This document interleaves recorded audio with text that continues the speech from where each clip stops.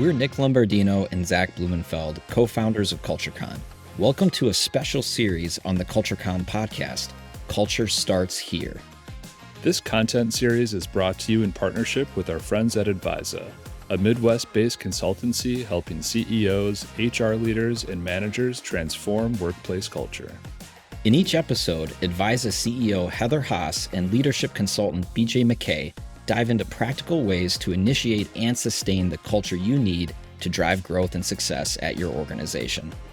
The Culture Starts Here series starts now.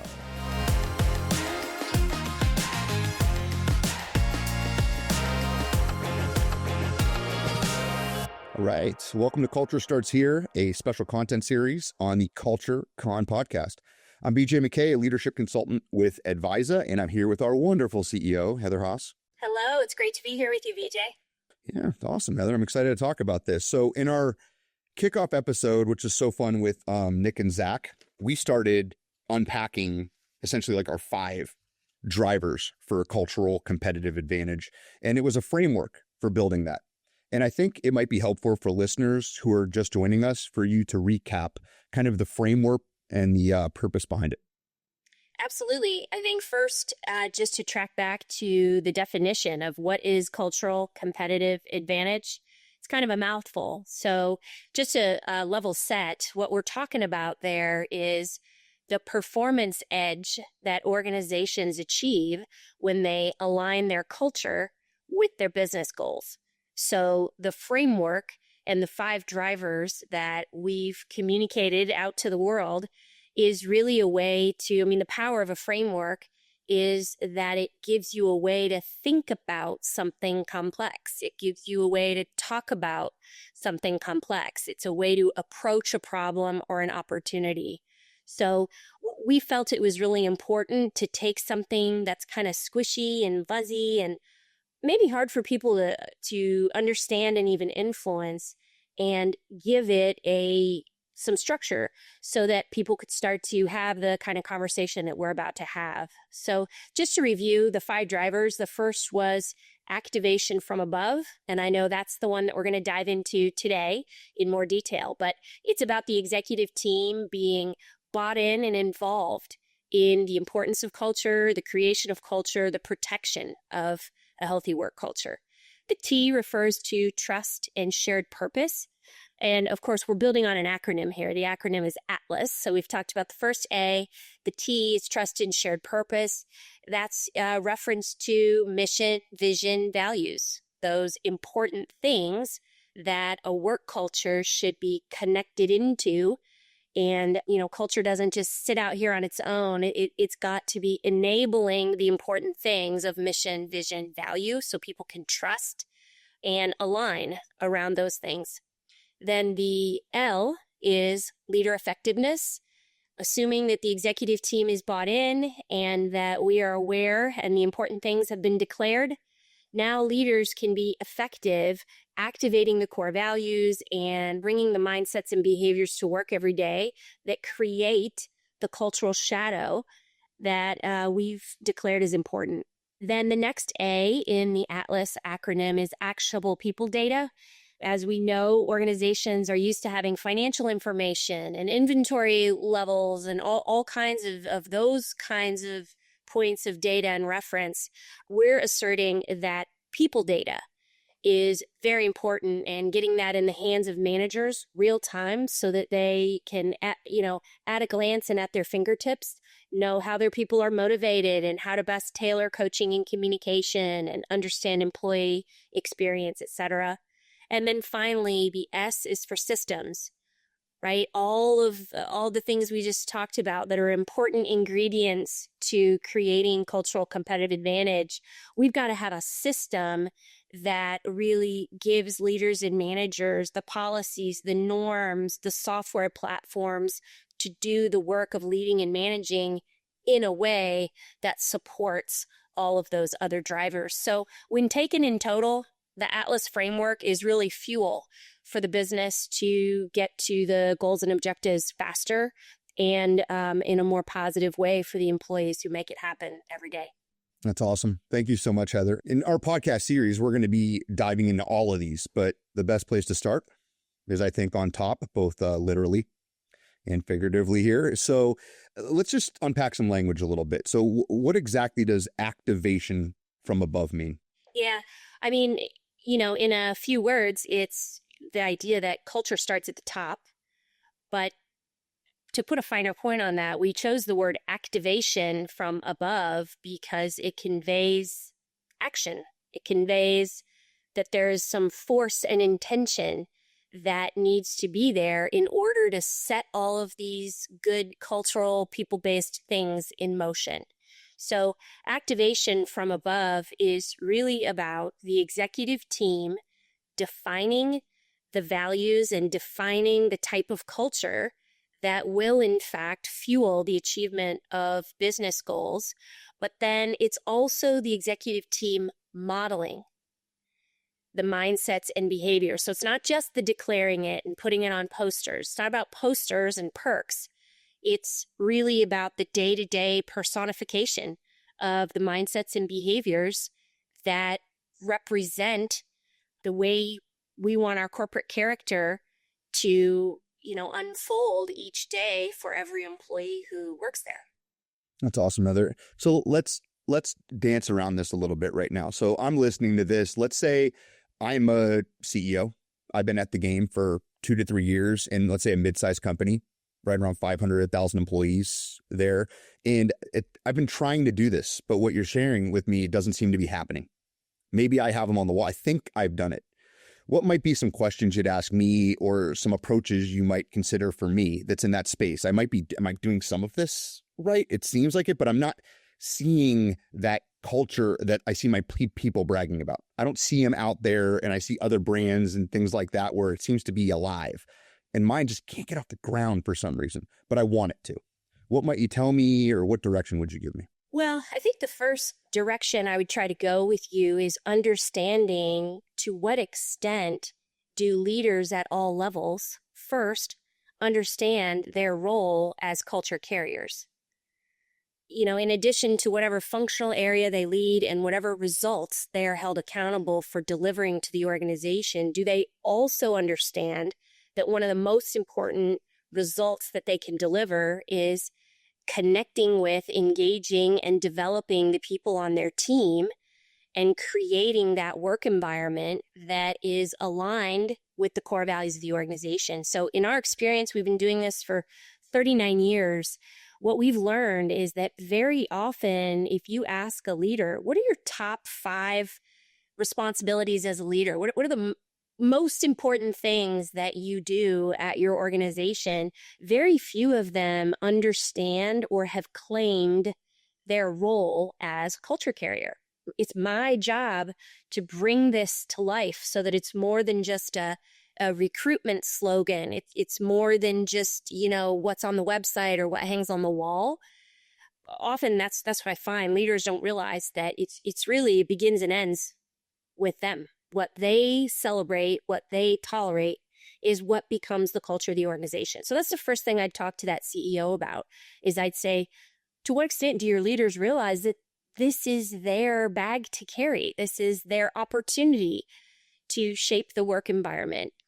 I think the other thing that's very important for CEOs to think about is for the light bulb to go off, that this whole culture conversation, it isn't really a nice to have thing anymore. And it's not something you delegate over to HR. It's something that you design with intention with HR and with the other leaders in the organization, that your culture is actually something that you influence and invest in. But a lot of that is CEOs are very busy. And a lot of times what they're busy paying attention to is the business performance, the financial performance of the organization. So really trying to have a business conversation, what's holding you back? And often there are people issues in there somewhere, and people issues are typically tangled up in a culture. issue or at least a cultural opportunity. So that's usually where I start. It's about having a business conversation, not a culture conversation, and then doubling down on the role that their leaders at all levels play in any kind of change that they might be willing to make. I love that. And I love that, like, when you talk about roles, what I hear is like starting with some clarity. There might be some clarity challenges. Like, what does it mean to be an executive here? We have our job descriptions and they're pretty straightforward. Here's what a CFO is. Here's what a COO is. Like, you have these rote things that get stuff done. They're like stuff collectors. And like, here, if you do the role, it's that. And it's culturally, I'll use that in a more broad standpoint. Oh yeah, like this is essentially what a CFO does. This is it's like these embodiments that just don't pack the punch that it sounds like you're talking about here. So I want to take this one step deeper, because if I'm listening, I might be nodding my head at this. Yeah, like they know that.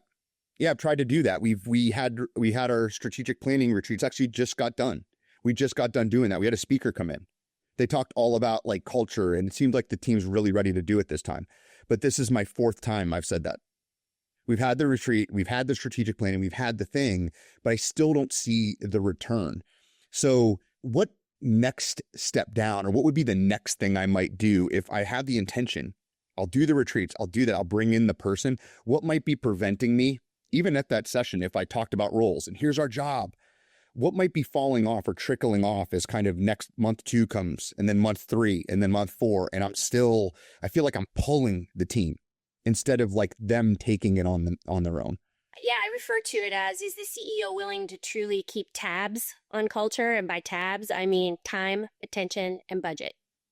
So sometimes the intellectual, the understanding of the importance of this and all of the ahas of, oh my gosh, yes, this is getting in the way, it's creating friction, or our culture needs to be fuel.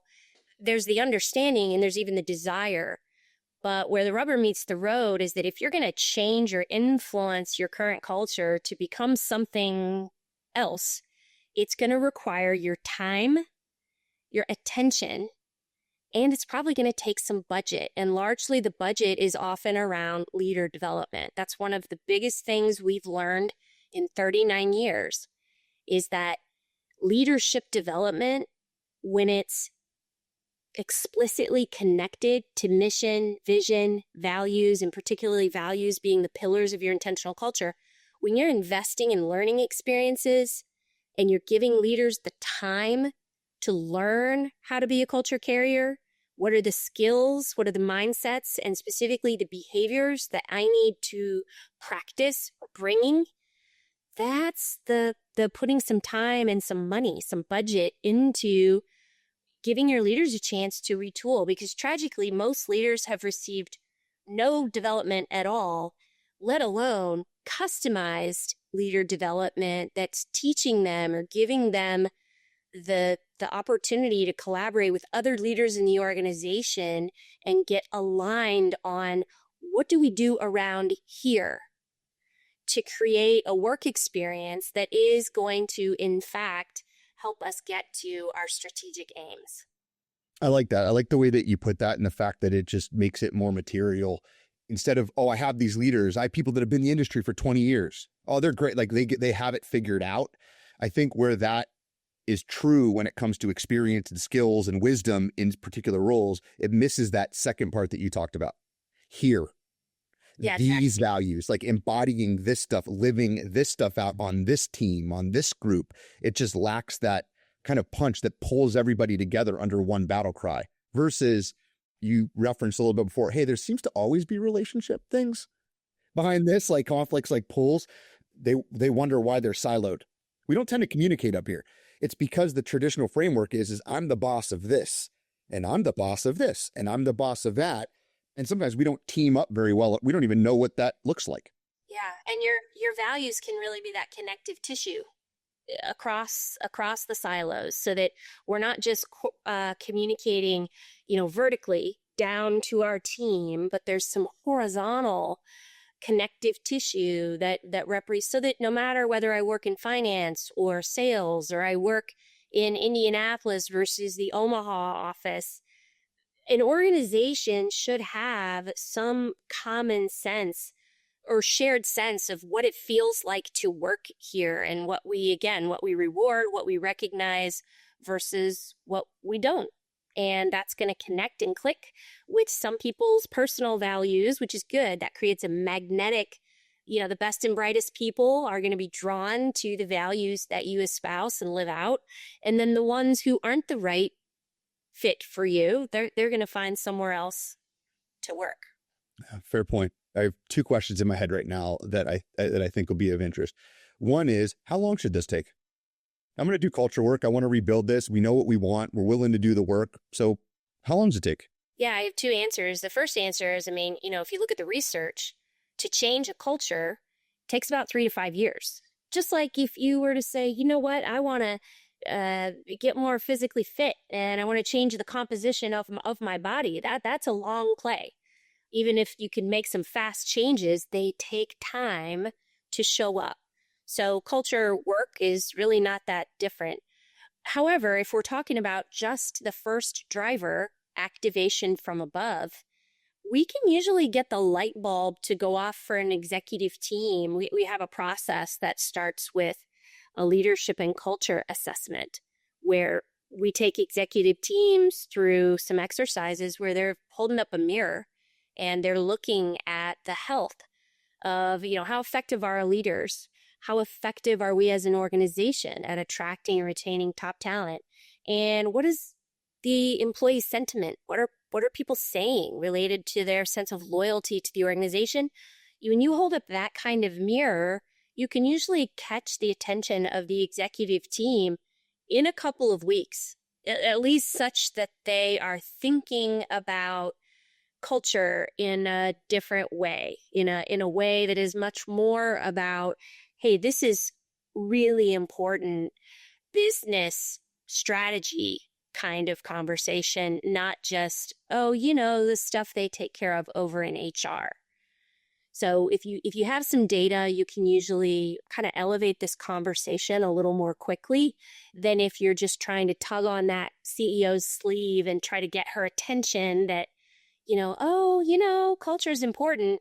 You got to really build that business case so that she can see it's not just important because it's the right thing to do, but culture is important because it can help us achieve the profit margins and the growth goals, et cetera, that we have set out to achieve.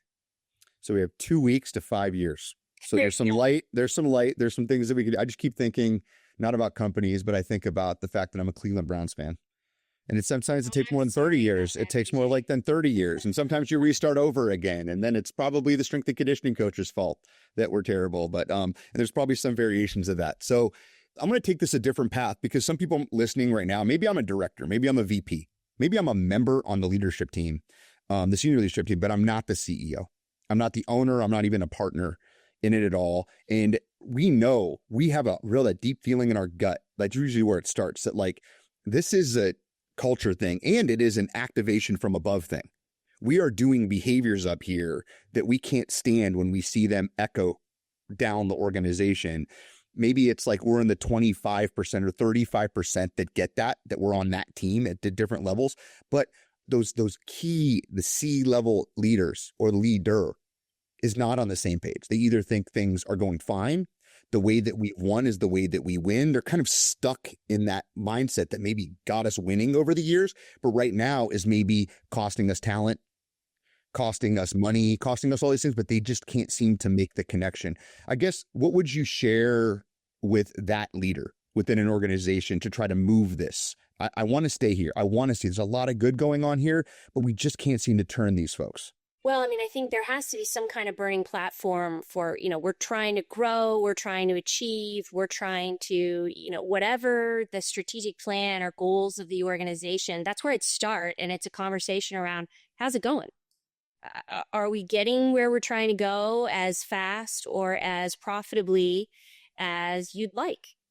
What is the performance of the business? You remember at the outset, I said the definition of cultural competitive advantage is that it's a performance edge. So that's where I start the conversation with this leader, is about the performance of the business, what's going well, what's not going well. And that's where, if this is an executive team, if I'm part of that executive team, hopefully there's some trust there, because it's also important that there's someone brave enough to speak up and say, well, actually, we've lost some key talent, and I'd like to talk about that for a minute. Or, this was the first year that we didn't make it on best places to work, and I'd like to see what others think might be the reason for that. So it's a combination of opening the conversation about performance to see where the people tentacles of that may go, coupled with the bravery of people on the team to speak up and name what they are personally experiencing or observing. It's also data, like what I was talking about before. Sometimes best places to work data, or a lot of organizations are already doing employee engagement surveys. You can peer into that information and just kind of put it up there and then say, that's interesting. What's the implication of, the fact that, more than half of our mid-level managers are burned out?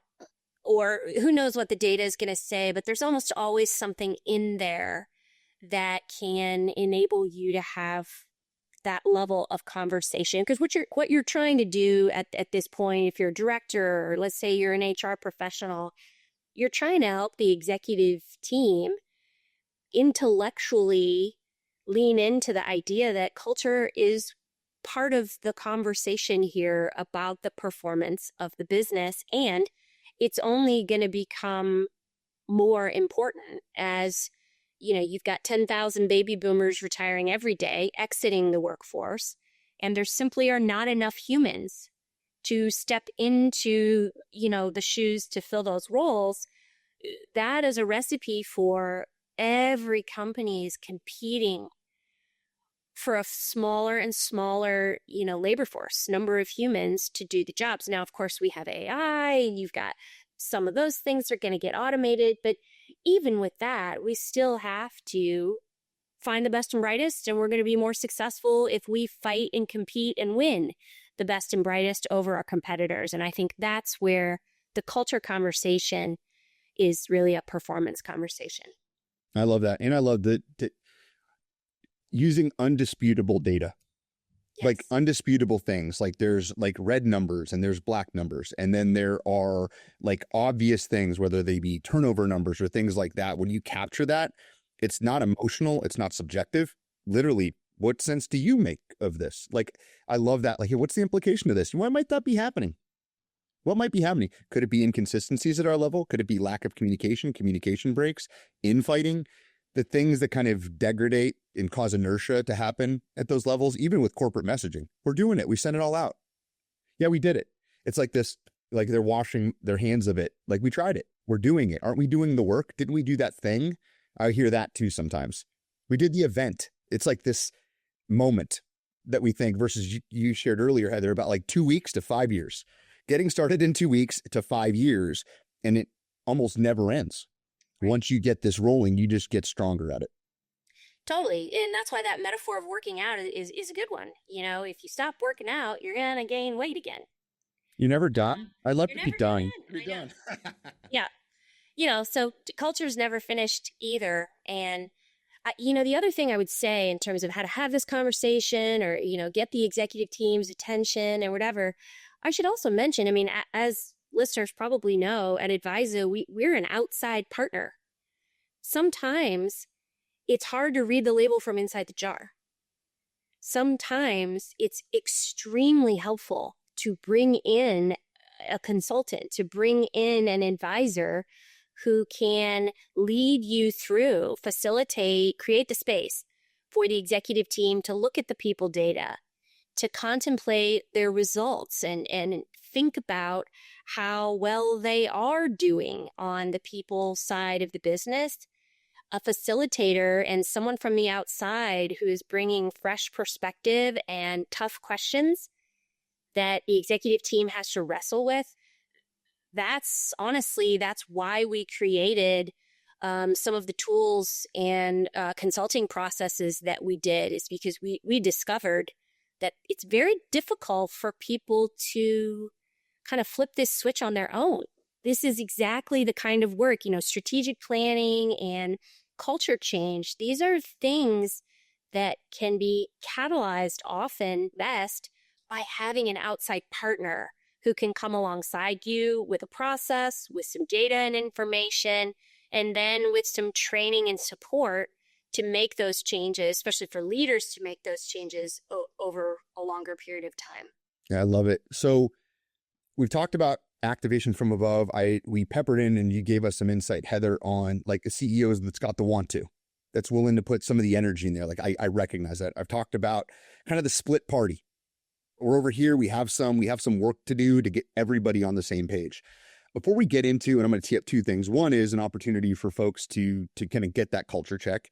But also I want to simplify, if I want to start today, a few different things. Before I do that, when do I know when I'm on a leadership team? Let's not say I'm not the CEO. When do I know it's beyond repair? When do I think that, hey, this might not ever happen? What are some of the signs that I might be looking out for? Well, I mean, that's worst case scenario. The optimist in me wants to say that, it's never beyond repair. I mean, if there are still humans showing up to work and the company is solvent, there is opportunity for change. But, some of the tough situations we've been over the years where we've had to even say, I'm not sure we're the right partner for you. One of the toughest things to overcome, BJ, is when the CEO is part of the problem or the executive team is part of the problem and they aren't willing to see the reflection in the mirror. They aren't willing to own what they can do, the behaviors and mindsets that they have that might be contributing to an unhealthy work culture.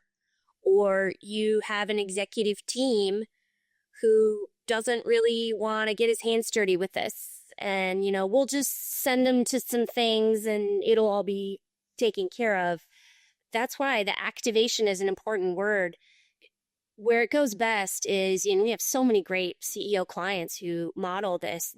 They're willing to sit in the rooms. They're willing to have the conversations. They're willing to stand up in front of the company and say, culture is really important to our success. And we're going to start making some changes, or you're going to start noticing, or it's that personal accountability for the cultural health and effectiveness is really important. I think when you see CEOs who don't want to be bothered with it, who are very dismissive with the HR experts in their organization, and they don't want to design, like I said, they want to delegate it off or down rather than design it. That's when you start to realize this is probably gonna unravel as it goes from here, because when CEOs don't walk the talk, people don't trust, and people realize that, this isn't for real. Nobody's really held accountable to these values, and this isn't something that, if the CEO doesn't have to change his behavior, then why do I have to change mine? Right. And thanks you for sowing some hope. That's great. As the Browns fan, I claimed myself to be earlier publicly. There's always hope. Yeah, and I love that. And that what resonates with me too, in my experience working with clients, is when a leader, it could be a divisional leader, it could be the CEO, if you're in good fortune, recognizes and says out loud, hey, I'm part of the problem. These behaviors that I do have led to this. When there's that radical ownership, that's the fastest mechanism. We talk about that 2 weeks to get it started. That from the top saying, hey, I know we're part of the problem up here. Yeah. A lot of things I've been doing are leading to this experience that you're having. And the next line, which is what we're going to get into in a second, here's some things we're about to do about it. That's what I want to wait for next. All right, good. You're taking ownership. Good. What's going to happen to us next? Now that you said that, because all change can inspire some fear, even what appears to be good change. It's oh no, it's moving. We've been doing this for 100 years, 50 years. Now there's some really radical things happening that we've asked for, but now they're coming. Now what? So you peppered on a few of these as we talked about how to activate from above. What does that mean? What are some of the things that you do? You peppered on a few of them. Heather, if you could you just collect for the folks listening, maybe the first 3 steps or 3 things that they can do, or 2, whatever you think's most helpful to get this started. What might I do? Where do I start? The best place to start is with data. And so whether it's, that best places to work information and employee engagement data set that you already have, or we created a really simple culture check that you can find on our website that essentially asks some questions about those 5 drivers that I mentioned at the top of the episode. And again, it's a way to, regardless of your role, you might be the CEO, you might be the CFO, you might be the customer service manager, you might be someone on the front lines. But if this culture conversation has caught your attention and you think it's important, and that framework, having a structure and the language to talk about culture so that we can improve it, you should check out our website, ADVISA.com, because that culture check will ask you some questions about those 5 drivers so that you can objectively see, where do we have some strength, some things about our culture that we can be proud of, and where are there some opportunities for improvement. So to your point, BJ, about where do we start? It's first, you got to know what's working and what's not, according to that framework, that way to talk about culture. So that's really, I think data is a catalyst for change. So anytime you can objectively look at a problem or an opportunity, and you have a framework for understanding what it is, what are we talking about, and then you have a way to quantitatively know what's going well and what's not going as well. Now you have what you need to get started prioritizing next steps. Awesome. Thank you so much, Heather. And if this is a lot, if you're listening, you're like, whoa, like this is a lot to get going. Even if I get the data, how do I make the connections? Remember, there's 5 and we only covered 1 today. So we're talking about activation from the top. So you heard Heather just a moment ago. This is for Advisa, completely free, 5-minute culture check at advisa.com. Then if you have any questions about your results, or you'd like help fostering any of the 5 drivers, if something pops, because you get your results back essentially immediately when you're done, Advisa has expert consultants ready when and if you need us. So advisa.com, 5-minute culture check, go ahead and do it. So thanks for the awesome kickoff here, Heather. You bet. Happy to share all this. All right. So until next time, I'm BJ McKay. And I'm Heather Haas. And culture starts here. That's a wrap on this episode of the official CultureCon podcast. If you got something out of it, share it with a friend, teammate, or fellow culture geek. And don't forget to hit subscribe so you never miss an episode. Until next time.